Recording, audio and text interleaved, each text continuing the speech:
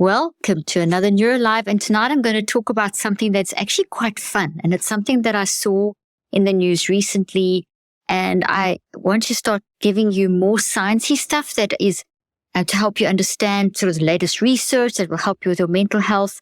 And this one is really close to my heart because it's pressing that snooze button and getting that extra 20 or 30 minutes of sleep in the morning when, the alarm goes off. And I don't know if you do this or if you battle to wake up in the morning. Well, I tell you, I battle to wake up in the morning. So when I read this article, I was particularly interested in this, and it's just some great information, and it's new information, and it contradicts the current thinking that people have around pressing the snooze button. So generally, it's been explained as being a bad habit. So what a snoozer is someone who sets the alarm, and as the alarm goes off, you press snooze and go back to sleep, and then 10 minutes later or 5 minutes later, the alarm goes on, you press snooze again, and then this repeats maybe every 10 minutes, 5 to 10 minutes, 3 to 4 times, and maybe longer. But generally, it's around about 20 to 30 minutes that people give themselves to wake up. And it's been seen as a bad habit. But is it really? Some research coming out recently, and quite a lot of research that is actually coming out, and more is indicated. So this research is saying, hey, we need more research on this because there's something in this. And it actually shows that snoozing is not bad for you, that it's actually quite good for you. And I was very pleased about this because if you're a late night owl like I am, even I used to really stay up late, sometimes between 12 and 3, and do a lot of my work there. And I've changed my sleep cycle slightly, but I still go to sleep, between sort of like 9:30 is the earliest, but normally it's between 11 and 12, which means that to wake up at 6:30 or whatever in the morning, 7:30 in the morning, I can't just wake up and jump out of bed and be all alert and all awake and whatever, and bright-eyed and bushy-tailed or whatever they say. But my husband can. I mean, my husband, he will in bed 9:30, like he puts his head on the pillow and he's gone. And he wakes up in the morning, and the minute he wakes up, he's out of bed, fresh, alert, and I'm still lying there, and 3 cups of coffee later, and, trying to wake up and sort of dozy and playing with my dogs and reading a few things, and eventually kind of falling out of bed. And there is a reality to this. There are different types of circadian rhythms, and there's different types of rhythms that we have. And you get your late night owls and you get your morning larks. And my husband happens to be a morning lark and I'm a late night owl. And also the younger you are, the more of a late night owl you are. And as you get older, that can shift, but it's still quite unique. So it's not every single person shifts, but in general, the younger you are, the more your body just wants to stay up later. So you want to sleep longer in the morning. So this trying to wake up in the morning thing it's called sleep inertia. I like to call it rather sleep-wake inertia, because as you're waking up in the morning, your everything changes. So as your mind is waking up your brain and your body, so as your non-conscious mind is waking up your brain and your body, that's when chemicals that were flowing in your brain in one direction shift direction. And there's a lot of electromagnetic changes that are happening. And that's not just in your brain, because remember, your mind is in your brain and your body. There's also a lot of things happening in your heart and in your immune system. And things are all changing and waking up. And that for some people that happens really fast, like my husband. For some people it happens really slow, like me. And the younger you are, as your body's growing and changing and you're getting into that rhythm, whichever one you're going to end up being, generally because of the fact that your brain and body are growing and your mind-brain-body network is stabilizing, it takes slightly longer in the morning to wake up. So when you wake up in the morning, your cortisol levels are higher to start waking you up and getting you more focused. And for the older you are, the more cortisol, the earlier the cortisol kind of wakes up and increases. And the younger you are, the longer it takes. So just as a side note, if children going to school really early, like it's 7 in the morning and starting school really early, 7:30 or 7:45, which is quite common, that there's not, the cortisol isn't totally fully flowing, and that affects all the other biochemistry. And so highest level of cognitive focus is not going to happen for young people. And I'm talking about your primary school, middle school, high school. It's not going to happen until closer to 8:30, 9 o'clock. So that's to bear that in mind. If you are a teacher or a parent and your child seems to be very dozy, or your kids in class seem to be very dozy early in the morning, this is one of the reasons why. But coming back to the snooze button and how this can help us, as I said, it's been seen as a bad habit, but actually it's the new research is showing that it actually really can help with this waking up thing, this sleep to wake change that is happening inside of your brain. Can take up to 20 to 30 minutes for your for this adjustment to happen. And so therefore, the snooze button actually helps with this adjustment. And if you've got this adjustment period of 20 to 30 minutes, you can actually have what they're finding is improved cognitive function, improved just alertness, improved mood, all kinds of things. And obviously there's more research being done, and these researchers do recommend more research being done. So I've got a couple of notes here. So if I look to the side, I don't want to miss out anything. So basically, firstly, you get something called a chronic snoozer. What is a chronic snoozer? Chronic snoozer is someone who, chronic means long-term. It means that you're doing it on a regular basis. Like taking chronic medication, which means you're taking it on a regular basis. In terms of a chronic snoozer, it's someone who does it at least 2 to 3 times a week. So if you are doing this, press your alarm, go back to sleep thing 2 to 3 times a week, you essentially could be a chronic snoozer.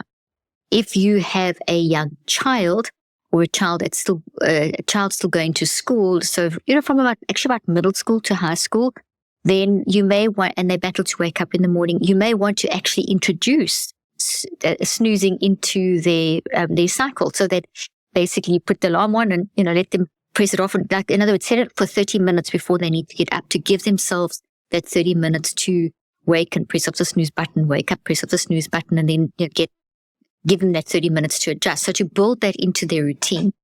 So if you find that so for young, honestly, just to emphasize that point, for middle school, high school, I would recommend that and this is what the research is saying, to help them. Unless they jump out of bed alert and they're fine and they're okay. But if they're backing a little bit, that is something to bear in mind. And same for you. If you find that, it's hard for you to wake up, and I've had to build that into my life, is I know that I'm going to an extra 30 minutes in the morning. So if I've got to be somewhere, let's say 9 o'clock, and I've got to drive, once you've built in allocated drive time and all that kind of thing, or if maybe it's not, you don't have to drive, just said you've got a meeting or something at 9, I will always give myself an hour to get ready, and I'll tack on 30 minutes. And that 30 minutes is my wake up time. I personally don't like an alarm. I hate that sound. So I'll have one alarm, or my husband's my alarm, and wakes me up. And then I will turn on a light or something like that to start helping me. So you don't necessarily have to use an alarm.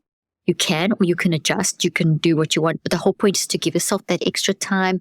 And you may have a little bit of a nap, wake up.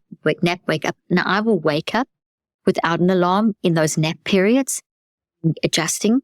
I generally only will nap for maybe 5 or 10 minutes. So I found my rhythm. So I don't need an alarm to wake me up. But maybe when you first get into this, or you may always need an alarm. One of my other children, they put that alarm, and they need that alarm to go off and to wake them up. And my husband, the rare time that maybe we have to get up at like 3 a.m. to catch a flight or something, and he puts the alarm on. He's not a chronic snoozer. He's a rare snoozer. But then I've noticed that he will snooze, and then the alarm goes off a second time, and he'll jump up at the second time. So if you are a chronic snoozer, it's not a bad habit. You actually are helping yourself and your cognition and your brain and your mind-brain-body connection to get into that state of alertness. And what I also do is I build in a little time to do a neurocycle. And in that neurocycle, once I've done a little bit of the sleeping and stuff, so about kind of like halfway through, or maybe 20 minutes in, as I'm drinking my coffee now, I'm actually sitting up and drinking my coffee, that is when I will do a little mini neurocycle just to check my signals. So what is my emotion? Like maybe I'm feeling a bit, overwhelmed or happy or whatever. I just check my emotion. I check my body, where I feel it in my body. So maybe I'm feeling overwhelmed. Maybe I've noticed my gut's a little bit, there's a little bit of anxiety in my gut. It feels kind of a little churlish or whatever. My behaviors, I seem to not be smiling. Perspective, I can see my outlook's a little bit negative mindset. Or it could be the other way. I wake up very happy, feeling like happy, and I'm smiling, and my body feels, even though I'm sleepy, it's feeling kind of happy. And my perspective is, oh, today's exciting. And so I always check that, quickly grab a signal check. You can do that with practice. I can do that in honestly about 10 seconds. And then I will quickly reflect, okay, why do I feel like this? Why do I have these signals? Not just the feeling, but all four signals. And then I don't normally write at that stage. I'll just visualize, okay, well, maybe this happened when I went to sleep. Did I discuss that? Or there's something coming up today. So just a bit of a, like reflecting on why that could be like that, and then just visualizing that. So it's just a quick analyze the signals. Why do I think I feel like this? Is it because of sleep last night or something coming up today? Visualize what it was. Quickly get a visual picture of maybe if it was something that I had discussed just before going to sleep. Maybe just, think back to that and visualize that. And so that I'm aware that's what maybe made me feel like this, or maybe it was something that's coming up during the day or something like that. So just quickly visualize. So that also been talking 10 seconds at each stage, maybe even less. So I'm 30 seconds in at this point. Then my recheck will be, okay, well, I went to sleep like that. I thought about that. This is how it's resulted in me feeling. I don't want this to carry on during the course of today, because if I get into a slump, it's going to affect the rest of my day. So something like that. Or, oh, wow, this is great that I feel like this. Let me focus on this. Let me grab this. Let me use it to increase my resilience. And then my action while I'm drinking my coffee will be, let's say it's the negative one, my action would be something like, okay, well, this has happened. What am I going to do? I'm going to have to do a full neurocycle while I'm getting ready, just so that I have a plan in place to deal with this issue coming up today. Or if it's the happy one, okay, I'm getting ready, because that's when I do my neurocycle, the longer ones. I'm going to really focus before I dive into whatever I'm working on. I'm really going to do a quick neurocycle to make sure that I focus in and spend a bit of time really honing in on this happy stuff. And so it's just a quick analysis. And that takes me 50 seconds. And then when I'm finally out of bed and I'm getting ready, I'll do my neurocycle wherever I am on a 63-day cycle. But just before I start that, I'll take whatever I ended off with in bed and just do another, just like almost like an orientation neurocycle. So let's say if it's with the negative mindset, I just, get myself think about it again, run through the same things again, just with a bit more depth. Well, my active reach would be something like, okay, I'm about to do my other neurocycle. I don't want this to affect that. I acknowledge that I feel like that, and I acknowledge that's the plan I've got for today. And as the day rolls out, I'll probably have to add to that, and then I'll move into my other neurocycle. If it's the happy one, I'll quickly do the happy one and make sure I carry that over into the day and into that neurocycle. So that's just, adding on to what you can do with the snooze function, where you having those little naps. It's getting your brain, mind, and body, the network, remember, mind, brain, body, the whole network ready for the day. And so you switch off, have your little naps, go back, wake up, all that kind of thing, but then make sure that you add what I've just explained onto it. Do a little quick 50-second, 10-second, normally it takes me about 50 seconds, between 30 and 60 max. So somewhere in that region, do a quick neurocycle. And then by the time you can then do towards the end of that 20 to 30 minute period. So when you get out of bed, you've done all the neurophysiological adjustments, but then you've also added on this cognitive component and this neurocycle component, where you've got your non-conscious and conscious connecting and setting you up for the day.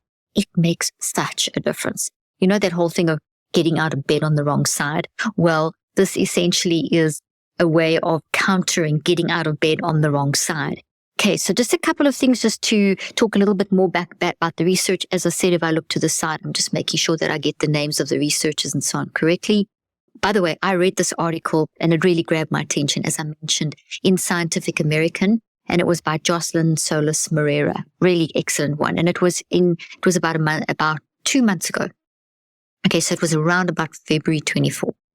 So basically, there's in the Journal of Sleep Research, they showed that this was really interesting, that losing only 6 minutes of sleep and didn't affect morning sleepiness or mood, but actually improved cognition. So in that sleep-wake cycle, you can lose up to 6 minutes of your total sleep in doing the snooze thing, but that 6 minutes of sleep didn't actually affect your whole benefit of your entire night of sleep. In fact, it improved your cognition. It actually improved how you functioned during the day. So that snooze thing, that transition that it created, the loss of 6 minutes of sleep was actually not a problem. It was actually, it improved how you function. And then some research in 2022 said that chronic snoozers weren't different to non-snoozers, because there was research prior to that And a lot of thinking prior to that chronic snoozers would battle more with sleep and battle more during the day than non-snoozers. But what they're saying is that's actually not the difference. And in fact, if the snooze button is what you need, it's not for everyone, okay? And it may only be on occasion for you. And that's why I've given you sort of a model or an outline of how you can use the snooze button. But if you are a chronic snoozer, you according to the research, you're worse off. You're the same as someone who isn't a snoozer. So, and as I said, that 6 minutes, it's more or less 6 minutes of sleep that you lose. It's not lost in a bad way. You actually gain it back in the fact that you're transitioning from sleepiness to wakefulness. And also you think clearer. Improved cognition means that you're thinking more clearly, that your memory is getting online, and memory to build your learning, I should say, to build memories and thoughts, and your ability to get insight and all those things that you need for the day are busy aligning beautifully, especially if you are a night owl, or you battle with this, whether you go to bed early, but you battle to wake up. This snooze thing is going to help you do that transition more effectively, so you move into the day with more wisdom and insight. So as I said, it does Sunderland is the main researcher in the study, and she says that snoozing does shorten sleep, but it's not the same kind of shortening that happens when REM sleep is disturbed, which is restorative sleep. It's different and doesn't harm. So what that means is that we go through sleep cycles. Okay, we go through around about 4 to 5 sleep cycles during the course of a night. And I'm sure you know this, but I'm just going to explain it again. 3 of those generally are, let me just make sure that I get this right. 3 are non-REM, and then 1 is 2 are more or less 2 are REM sleep. REM stands for rapid eye movement. So we're going to have 2 stages of non-REM sleep, 2 cycles. Then we're going to have 2 of REM sleep, which is the deep sleep. And then you're going to have another non-REM sleep. So that's kind of the cycle that the average person is going through. Okay. And then basically what happens is that when we wake up in the middle of like non-REM, not the first 2 stages, because that's light sleep. It's easy to wake someone up in that stage. But once you hit the 3rd cycle of non-REM, the REM sleep, and then the one just before you wake up, before that 30 minutes, that's where it's more difficult to wake you up. And often that's the stage of where we dream, just before we're waking up. And that is when that's disturbed. That's not good for us. Okay. And we can get through that and everything can be healed. And I'm always worried about I always get a little concerned about telling people to worry about their sleep. So don't worry about your sleep, because that's the worst way. That's going to make your sleep worse. If you're having sleep issues, I've done a great podcast, and I'll do a Neurolive on how to deal with that. But essentially, the more you fear and worry about not sleeping, the worse your sleep will get. So it's important to just embrace the problems with sleeping. And as you relax into that, you'll have more insight into the reasons why you're battling to sleep. And then that will help to improve your sleep. But what this study is saying is that the sleep-wake that happens in that 20 to 30 minutes of the snooze time isn't damaging you. It's actually improving you. Okay. It's not making you it's either making you better, but certainly not worse than someone who doesn't do it. But if we have lots of disruptions while we are asleep, so during the course of the night when you're sleeping, when you're going through those cycles, when those get constantly disrupted, that's the problem. And that's why it's so important to deal with that in a calm way. Get yourself calm first, and, to get yourself embracing the lack of sleep and seeing it as information to be able to solve it. Okay. But I will do a Neurolive on that. And I have done a podcast and written a blog on sleep. There's quite a bit you'll find on my blog on my webpage, drleaf.com.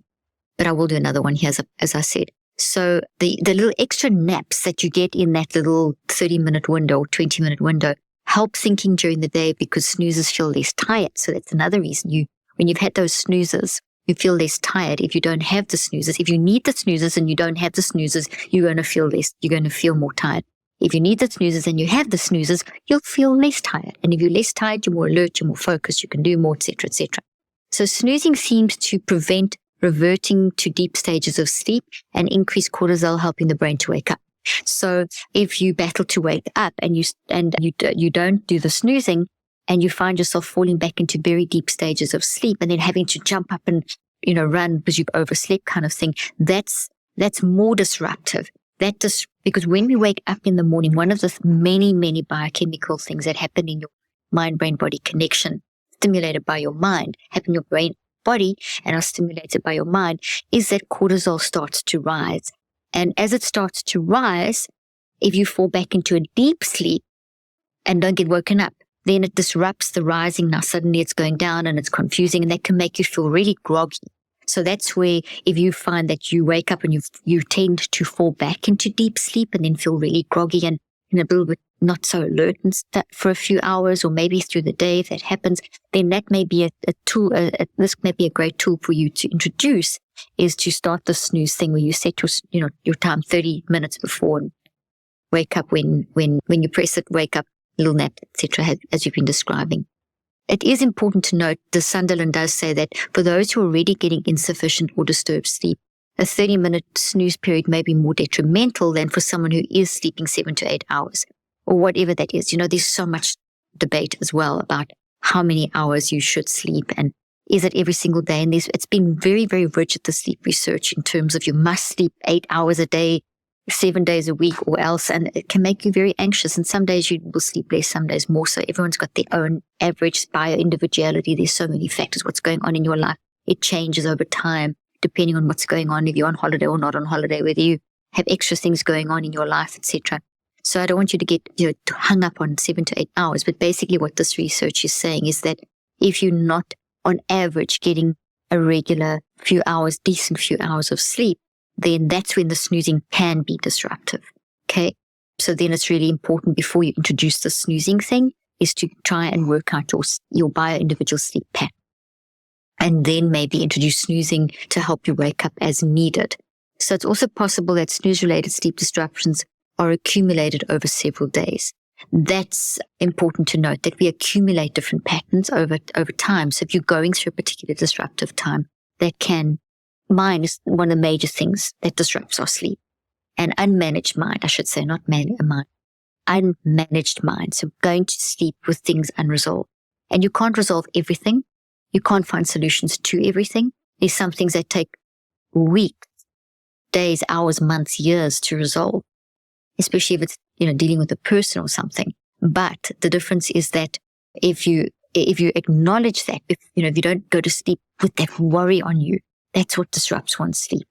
And it will play out in your dreams and things, because your unconscious mind's trying to sort all that out.